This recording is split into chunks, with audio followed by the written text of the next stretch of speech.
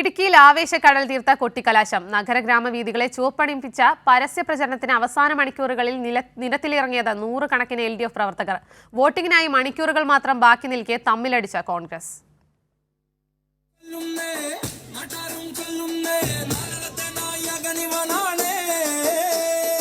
മുദ്രാവാക്യങ്ങളും നൃത്തച്ചുവടുകളുമായി പ്രവർത്തകർ വാർഡുകളിൽ നിന്നും നഗരമധ്യങ്ങളിലേക്ക് 4 മണിയോടെ എത്തിച്ചേർന്നു.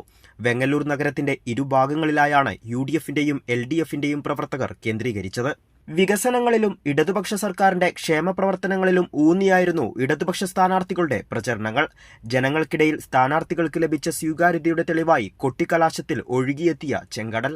പരസ്യപ്രചരണത്തിന്റെ അവസാന നിമിഷങ്ങളിലും കോൺഗ്രസിൽ പ്രവർത്തകർ തമ്മിലടിച്ചത് UDF നേതൃത്വത്തിന് തലവേദനയായി.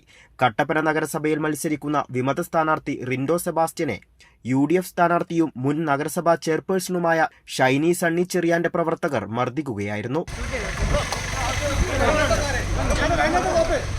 ജില്ലയിൽ പല സീറ്റുകളിലേക്കും സ്ഥാനാർത്ഥികളെ നിർത്താൻ സാധിക്കാതിരുന്ന NDAക്ക് കൊട്ടിക്കലാശത്തിലും പ്രവർത്തകരുടെ അഭാവം പ്രതികൂലമായി ബാധിച്ചു. കൈരളി ന്യൂസ്, ഇടുക്കി.